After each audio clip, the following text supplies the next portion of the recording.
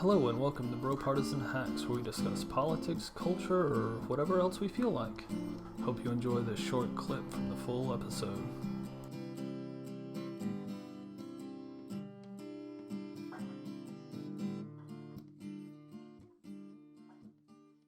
What is a right in your definition? All right. So,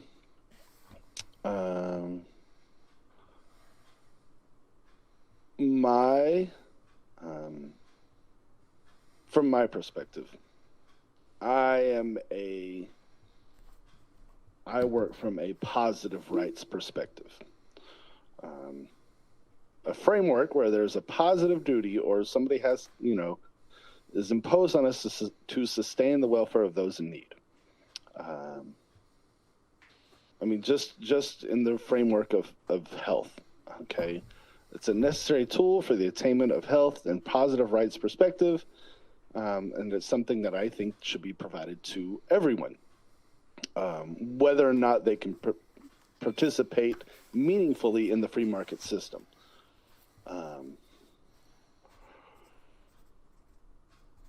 I do believe that is the duty of the government to participate in ensuring the conditions that mediate basic human rights, regardless of the lottery of birth.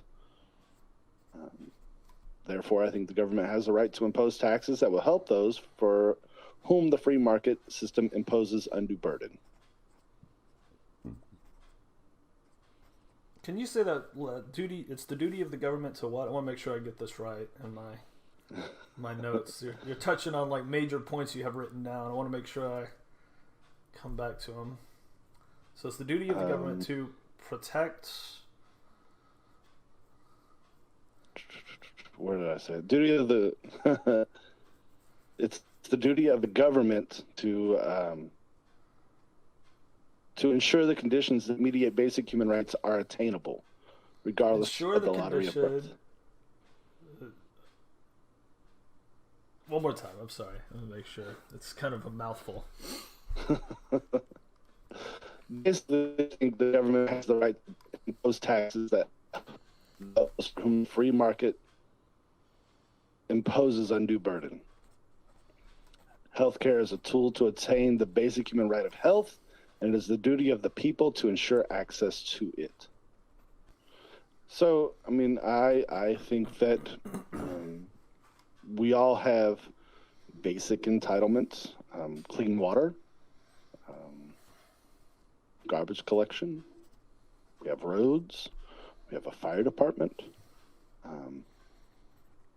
I think all of those are rights as citizens to have access to those things. I just noted that in hearing your list of things that the government's in, we have rights to. I didn't hear like police in there. I was just giving you a list. I could do the whole list. I wasn't sure if that was intentionally left out because you put in firefighters and ambulance. I left out education as well. So okay, yeah, you know what I mean. Like it was just a short etc. at all of these things. Yeah, it wasn't intentional. Okay, it stood out to me as someone who always bitches about the police. From you. Yeah, they're militaristic, brutal assholes. Hey, I'm not gonna argue that. Okay. And so from your basic entitlements, you think that all of these things are also rights. Yes. Okay. Yes. I am a what impacts one of us impacts all of us type of person.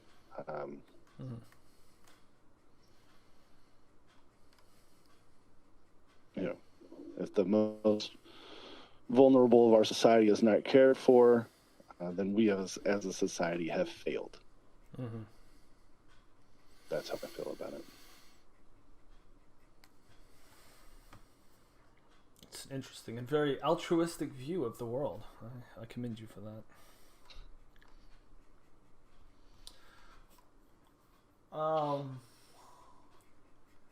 Yeah, more. I'm sorry. I don't want to. No, go ahead.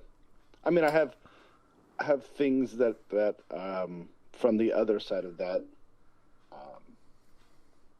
that that I have issues with. You know,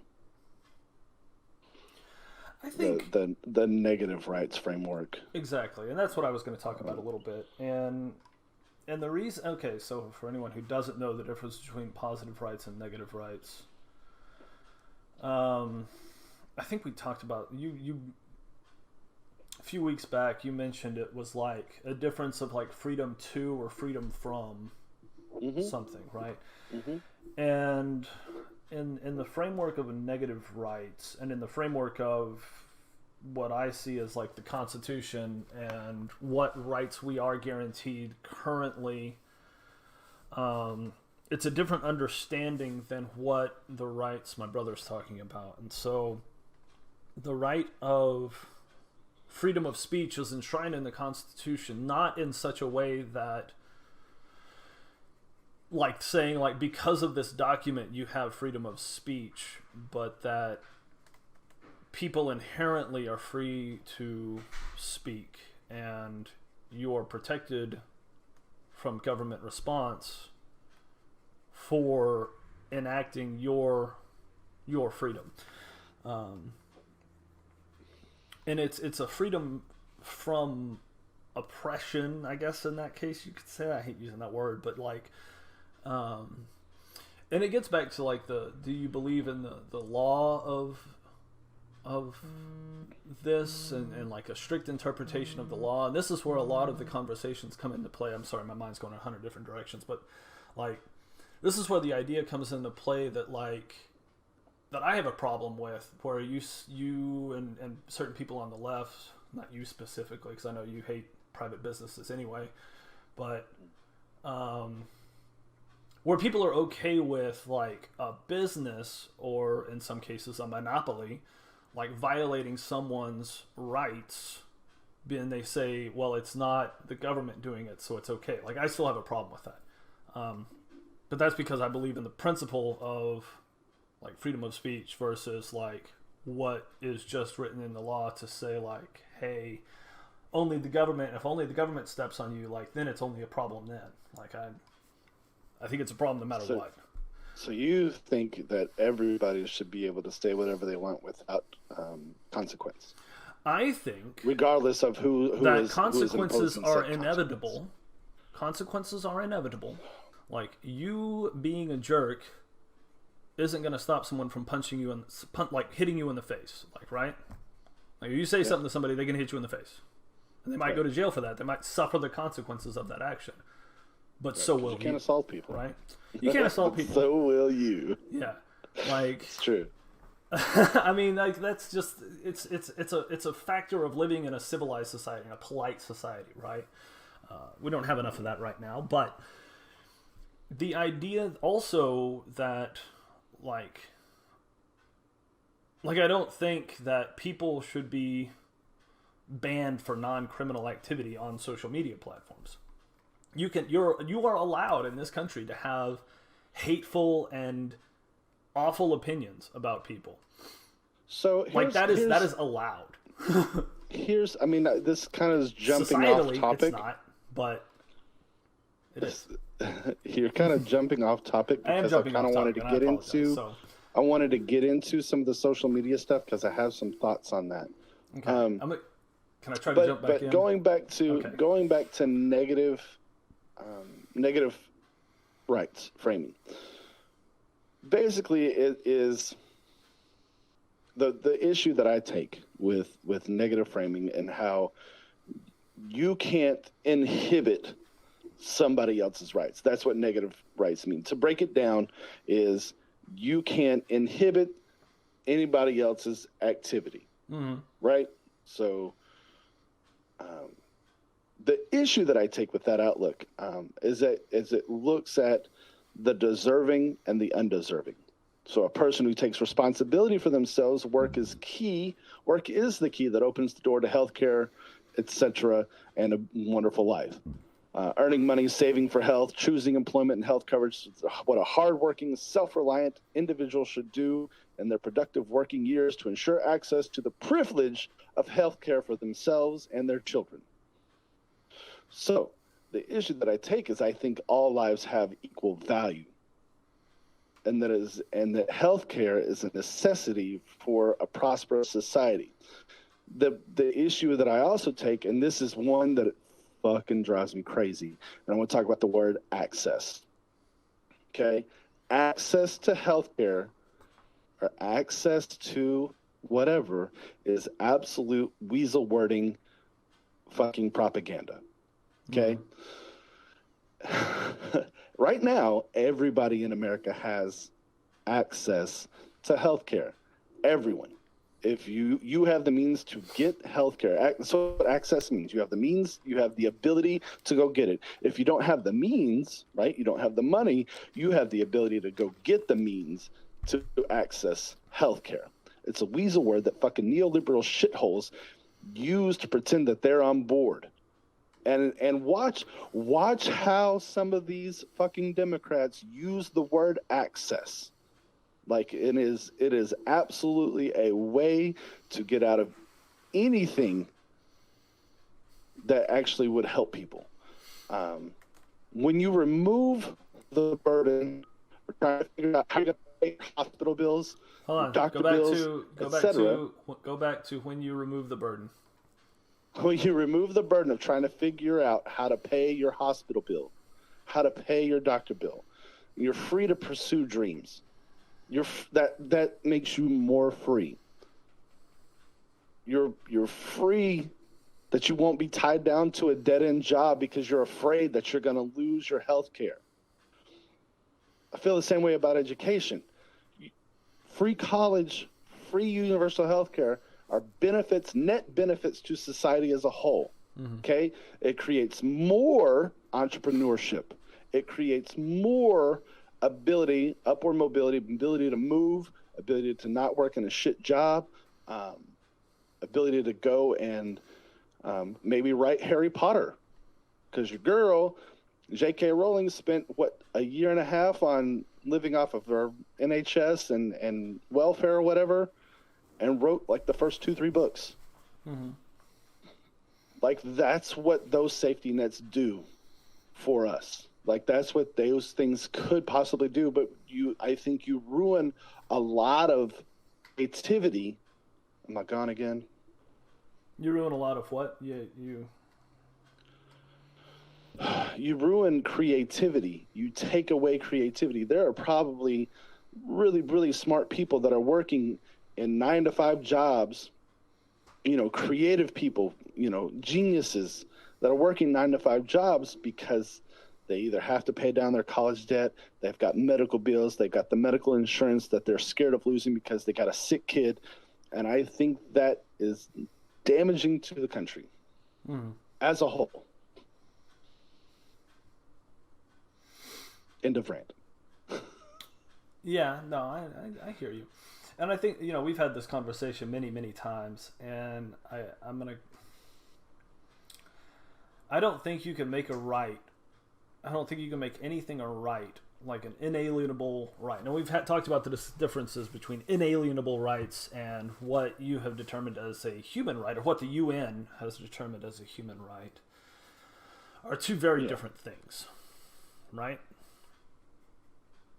And we always use the term rights, and I feel like it's a little bit misleading and disingenuous to people who, when put in the context of what the inalienable rights were determined, and again, this is for the most part what's in the Constitution. It's the original John Locke treatises on government and kind of, I forget what the other book that he wrote was. It was like What Makes a Man, or what rights the man have, or something like that. I don't know. But anyway, it was his writings that basically said, like, these are the rights enshrined by your creator, yada, yada, yada, yada, yada. No one can take these from you. You inherently have these things.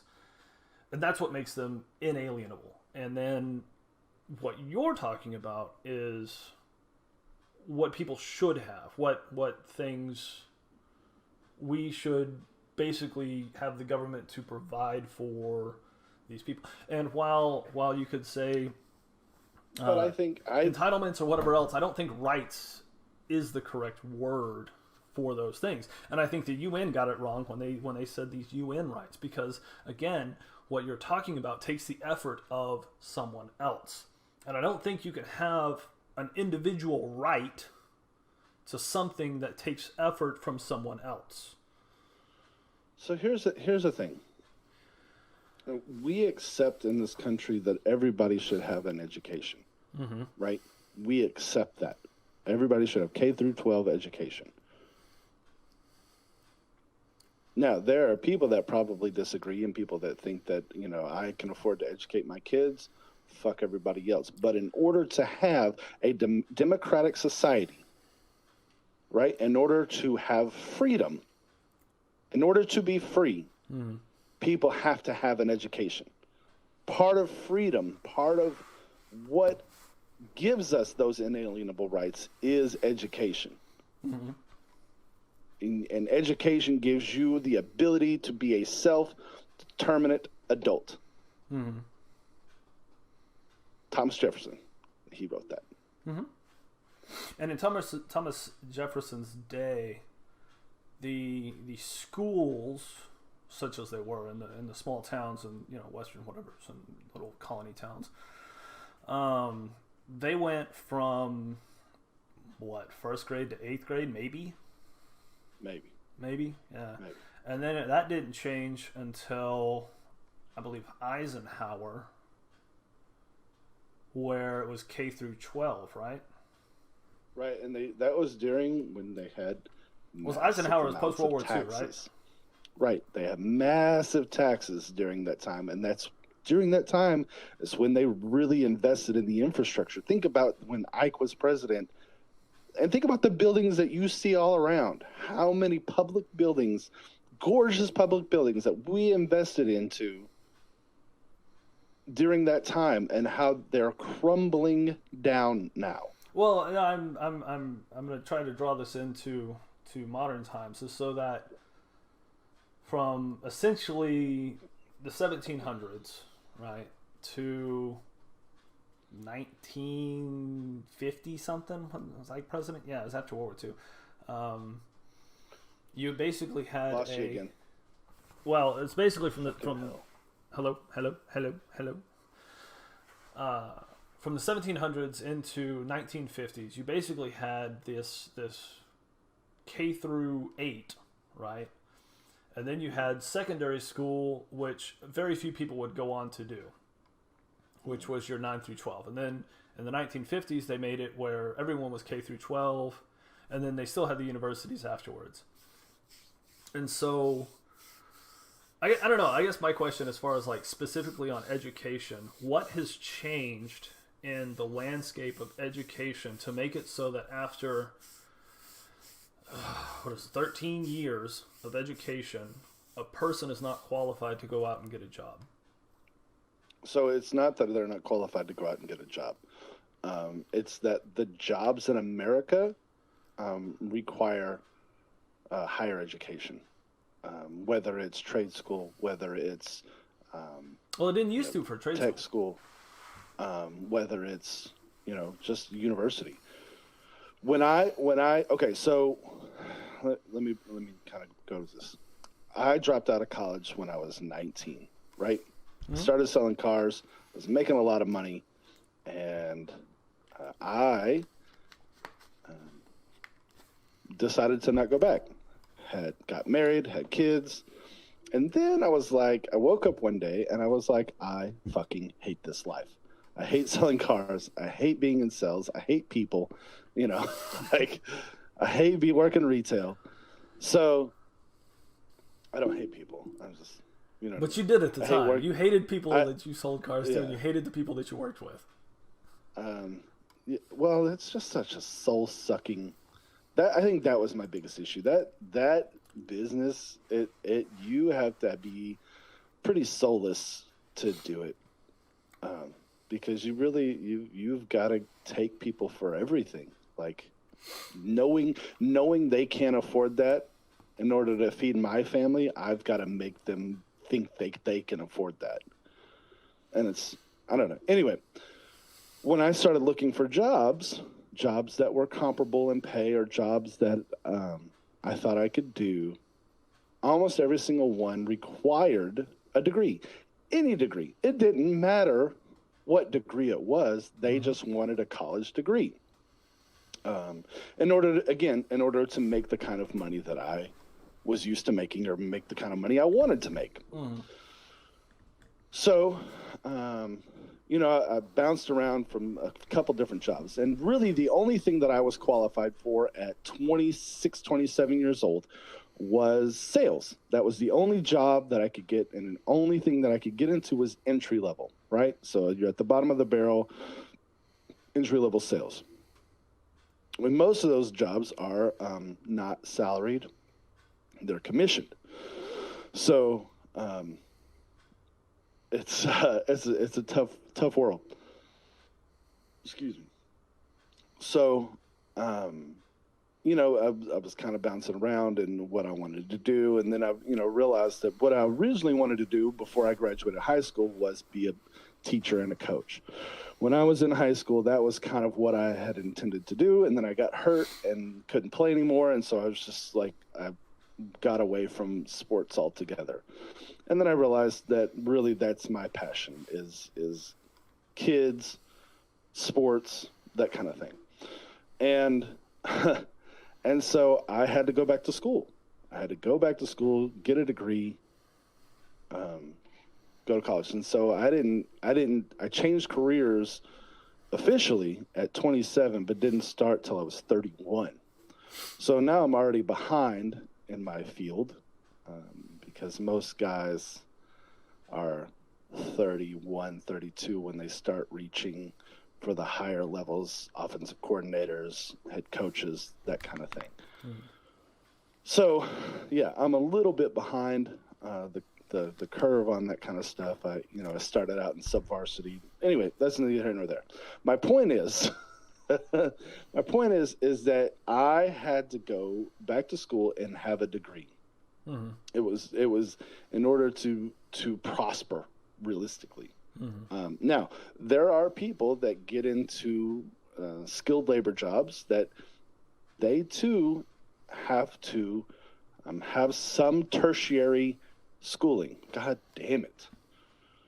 What, you look good. You there? Yeah, I'm here. Hello? I didn't say anything.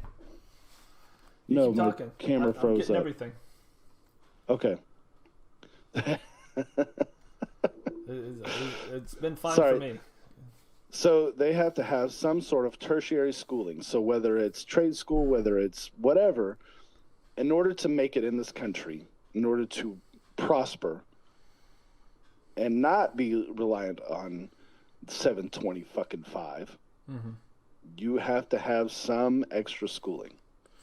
So in order to be lifted up out of poverty, in order to grow and to do the things that everybody says you can do, you need tertiary education. So are you saying you had a job, you didn't like where you were at, you bettered yourself, and you got a different job? Right. I paid for that shit too. Yeah, you fucking worked your ass off. I know you did. Yeah. Thanks for making my argument for me. It costs a lot of fucking money to do it. It does. That's it's hard. my point. It's hard. That's work. my point, though. That's my point. Going to school is hard. Yeah. Right? It's and working 2 full-time jobs at the same time. It's hard. But I spent a shit ton of money doing it.